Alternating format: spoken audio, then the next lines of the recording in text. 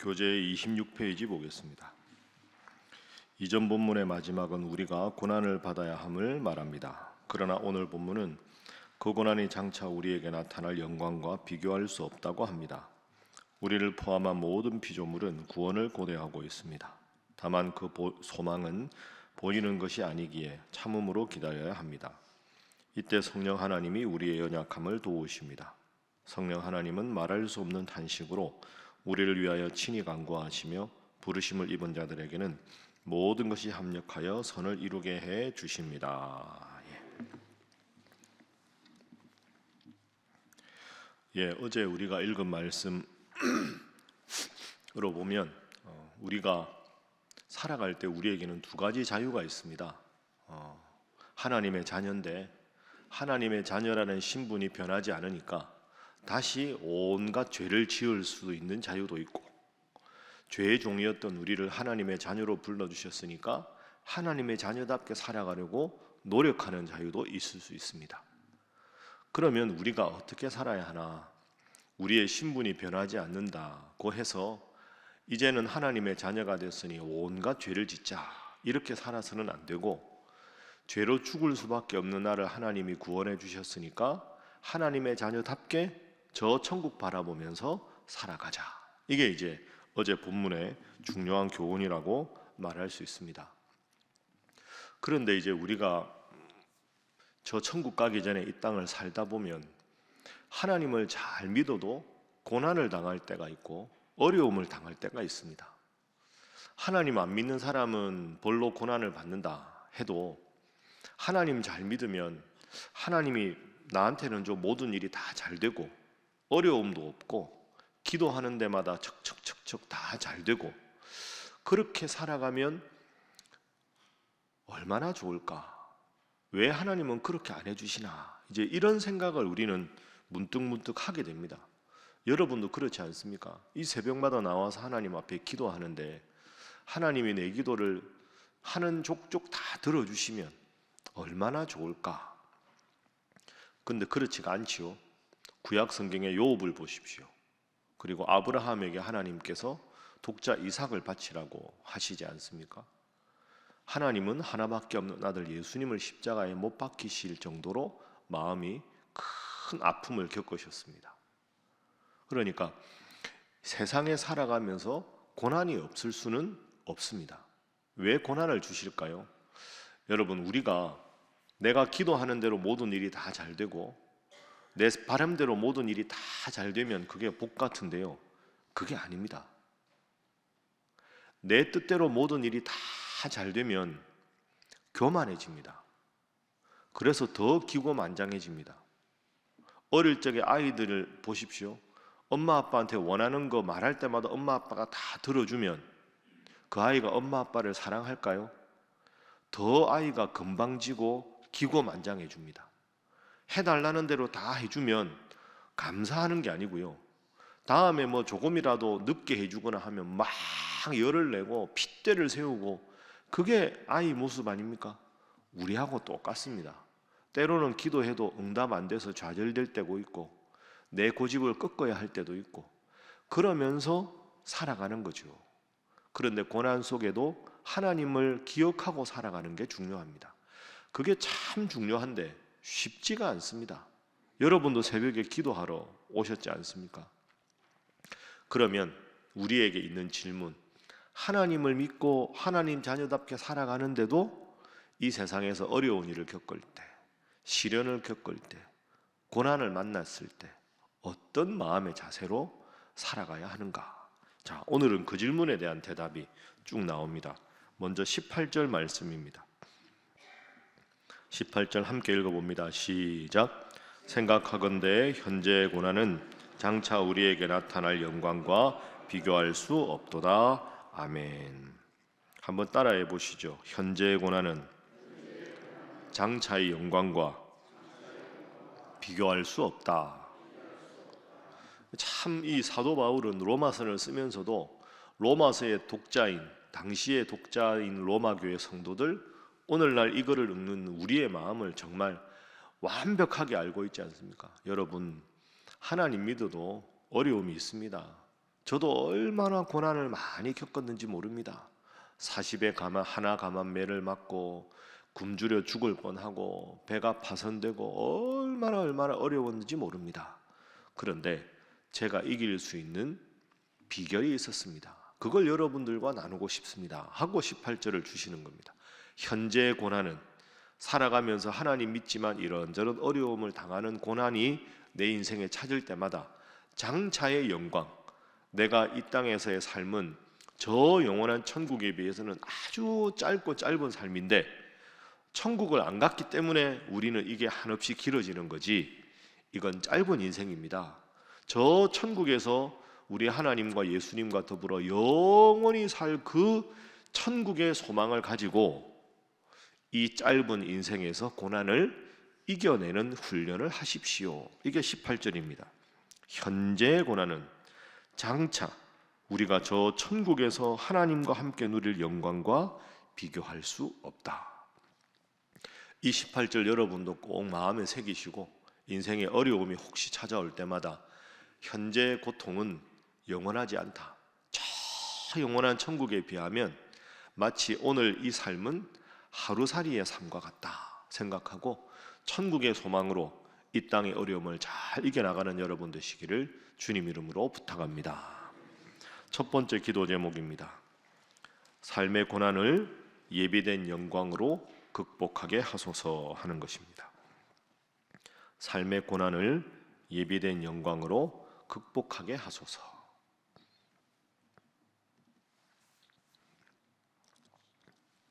그래서 우리가 자주 말씀 나누지만 내 인생은 최소한 천국이다, 이런 마음으로 살아야 합니다. 영원한 것은 없습니다. 오래 가는 것인 것 같아 보여도 저 영원한 천국에 비해서는 정말 짧은 순간입니다. 내 인생에 어렵고 힘든 일이 와도 그것 때문에 하나님을 원망하는 것이 아니라 이 말씀 붙잡고 어려움을 잘 이겨나가는 슬기로운 우리 신일의 성도들 되시기를 주님 이름으로 축복합니다. 자, 이어서 19절부터 보겠습니다. 19절 말씀 함께 읽어봅니다. 시작. 피조물이 고대하는 바는 하나님의 아들들이 나타나는 것이니. 아멘. 19절부터는 읽으면 무슨 뜻인가가 잘 이해가 안 됩니다. 피조물이 고대하는 바는 하나님의 아들들이 나타나는 것이니, 피조물이 허무한데 굴복하는 것은 자기 뜻이 아니요 오직 굴복하게 하시는 이로 말미암음이라. 그 바라는 것은 피조물도 썩어짐의 종로로 한 데서 해방되어 하나님의 자녀들의 영광의 자유에 이르는 것이니라. 피조물이 다 이제까지 함께 탄식하며 함께 고통을 겪고 있는 것을 우리가 아느니라. 22절 뒷부분 다시 보십시오. 피조물이 다 이제까지 함께 탄식하며 함께 고통을 겪고 있는 것을 우리가 아느니라. 이게 쉽게 말하면 이제 이런 뜻입니다. 창세기를 여러분 떠올려 보십시오. 하나님께서 아담과 하와로 대변되는 인류를 창조하시고 창세기 1장에 보면 생육하라 번성하라 땅에 충만하라 땅을 정복하라 다스리라. 그러니까 온 땅을 정복하고 다스리면서 하나님 보시기에 좋은 세상의 모습을 계속 유지하라, 이렇게 하나님이 명령을 하셨습니다. 그러니까 이런 말을 이제 정확하게 표현하면 하나님은 이 온 우주를 삼라만상을 운행해 나가시는데 보시기에 좋게 창조하셨습니다. 그런데 직접 하시는 게 아니라 인간을 만드셔서 인간으로 하여금 하나님께서 보시기에 아름다운 세상을 이 대리자인 인간이 계속 좋은 모습으로 잘 유지해 나가기를 바라셨습니다. 어릴 적부터 우리가 학교 다니면 자연보호 하는 게 바로 이런 것이죠. 자연보호라는 말을 성경으로 풀면 하나님 창조할 때 보시기에 좋았던 이 삼라만상을 환경오염 덜 시키고 환경 파괴하지 말고 하나님 보시기에 좋은 세상으로 온 땅의 동식물들도 다 나름대로의 생명을 잘 유지할 수 있도록 보기에 좋은 세상으로 계속 유지하는 책임을 너희 인간에게 주노라. 그게 생육하고 번성하고 충만하고 정복하고 잘 다스려라, 이런 뜻입니다. 그런데 여러분 보십시오. 우리 인간이 만물의 영장인데 하나님을 대신해서 이 온 우주를 하나님 보시기에 좋은 세상으로 만들어야 되는데 그렇지 않지 않습니까? 지금도 생각해 보십시오. 이란 쪽에 호르무즈 해협 계속 나오잖아요. 예를 들어서 거기에 유조선 몇 대가 파괴가 됐다. 그런 일이 있으면 안 되겠지만, 그럼 그 호르무즈 해협에 사는 그 많은 그 어패류들은 어떻게 되겠습니까? 생선들은. 고기들이 무슨 죄가 있습니까? 그렇죠? 그리고 보면 공사도 꼭 할 때 해야 하는데 너무 무분별하게 공사를 해서 이렇게 산 중턱까지 아파트를 예를 들어서 짓는데 축대 보완 공사를 제대로 안 해서 비가 왔을 때 이렇게 축대가 무너지고 해서, 그러면 사람도 다치지만 동식물들 다 다치고 난공사에서 환경이 파괴되는 우리가 얼마나 많이 봅니까? 오늘 본문은 그걸 말하는 겁니다.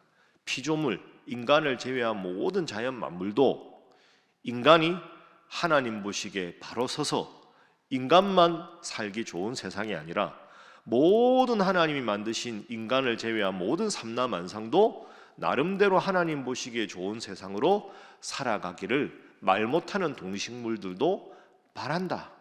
그러니 오늘 본문이 중요한 건 예수 믿고 천국 가면 된다. 이건 좁은 의미의 해석이고, 이 땅에서 살아가는 동안 주님 믿는 사람이라면 내 구원만 생각할 게 아니라 자연도 보호하고 하나님 보시기에 아름다운 이 세상이 종말의 순간까지 잘 유지되도록 온 피조물도 더불어 행복하도록 애쓰는 것이 기독교인의 바람직한 태도다. 이런 뜻입니다. 이런 관점에서 딱 성경을 보면요, 하나님은 한 번도 무분별한 자연 파괴를 용인하신 적이 없습니다. 보시기에 좋은 세상 아름답게 유지해라. 예수님 모습 생각해 보십시오. 보리떡 5개고 물고기 2마리로 장정만 5,000명을 먹인 사건이 마태, 마가, 누가, 요한복음에 다 나옵니다. 그런데 예수님 그 기적을 보시면 도시락 하나 들고 축복기도 하신 다음에 다 나눠주고 부스러기가 많이 생기지 않습니까? 장정만 5,000명이니까. 그 부스러기 어떻게 하라고 합니까? 광주리에 다 걷어라. 그 광주리가 몇 광주리입니까? 12광주리죠. 그게 문자적으로 12개의 광주리다라고도 볼 수 있지만 10이라는 숫자는 완전하다 하는 뜻입니다. 3은 성부, 성자, 성령 하나님을 뜻하고 4는 인간을 뜻하죠. 상하, 좌우, 동서남북, 봄, 여름, 가을, 겨울. 그래서 하나님의 3, 인간의 4 더하면 7이 완전수가 되고 3과 4를 곱한 12가 완전수가 되는 겁니다. 그래서 성경에는 12의 상징이 많죠. 우리 교회 예배당 그렇지 않습니까? 여기 여러분 스크린 보시면 기둥이 12개입니다. 그죠? 요거 하나하나 세 보십시오. 12개죠. 이건 구약의 12지파를 상징하는 것이고, 신약 여기도 12개죠. 이거는 신약의 예수님의 12제자를 상징하는 겁니다. 이게 그냥 보기 좋으라고 한 게 아니고요. 일부러 12개를 맞춘 거죠. 그러니까 이 예배당은 하나님 보시기에 온전한 예배당이다. 그 의미를 12와 12에 구약과 신약으로 맞춘 겁니다. 우리 교회 예배당이 참 좋은 예배당이죠. 다시 돌아가서 예수님이 12광주리에 담으라 한 이유는 12이라는 숫자, 그 먹고 나서 생선과 떡을 먹었으니까 생선 뼈다귀나 지저분한 거 있을 거 아닙니까?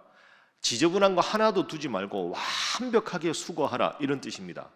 그러니까 오늘날로 말하면 야외 예배 가서 먹고 마시고 하면 흔적 하나도 지저분한 거 안 남게 싹 정리해서 재활용하고 분리수거 완벽하게 해라. 이게 예수님이 오병이어 사건에서 12광주리를 뜻하시는 겁니다. 그러니까 그렇게 보면 성경을 우리 주님은 얼마나 섬세하신지, 우리뿐 아니라 이 온 자연이 하나님 앞에 온전하고 아름다운 자연으로 잘 관리하는 것이 주님 믿는 자의 책임이다 하는 것이 오늘의 본문입니다. 그래서 이 말을 어려운 말로 하면 신학적으로 이렇게 말하죠. 주님의 재림 이전에 주님은 나만의 구원이 아니라 온 우주적인 구원, 나와 너와 온 자연 만물의 구원을 바라시는 분이다. 그래서 두 번째 기도 제목입니다. 하나님의 창조 세계를 온전히 보호하게 하소서 하는 것입니다. 하나님의 창조 세계를 온전히 보호하게 하소서.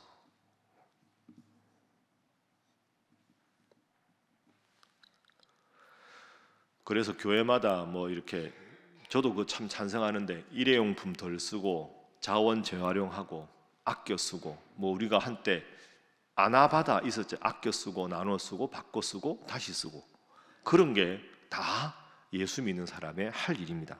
그 내용을 8장에서 이야기합니다. 자, 그렇게 자연을 이야기한 다음에 우리의 삶에 대해서 다시 이야기합니다. 어제 말씀드린 대로 이 세상에서 하나님 자녀답게 살아야 되는데 고난도 있고 어려움도 있고 죄의 유혹이 있다.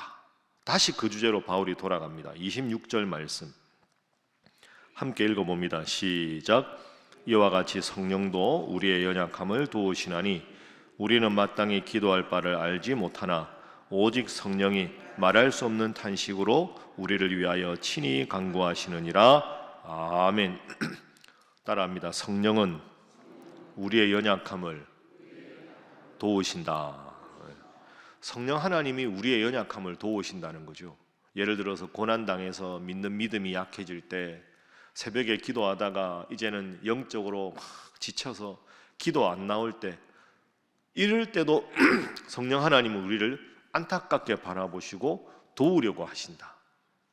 쉽게 말하면 어제 말씀드린 예로 돌아가면 아기가 어릴 때 여러분 아이 어릴 때 꼭 그런 일 있지 않습니까? 애가 이제 조금 뭐 이유식도 잘 먹고 해서 살이 조금 오른다. 아유 얘가 좀 클만하다. 포동포동 살도 오르고 꼭 그럴 때 감기 걸립니다. 그럼 감기 걸려가지고 한 3일 정도 앓고 나면 이제 토실토실해진 살 싹 또 빠지고 엄마 속상하고 다시 먹이면 크고 그 과정 아닙니까? 그럼 애가 막 열이 나서 잠도 못 자고 끙끙거리고 하면 엄마가 뭐라고 그럽니까? 하나님 얘 빨리 낫게 해주세요. 얘 있는 몸의 열 다 나한테 주세요. 이게 엄마 마음 아닙니까? 얘가 건강해졌으면 더 잘 빨리 회복했으면 성령 하나님이 꼭 그런 마음으로 우리를 바라보신다 하는 거죠.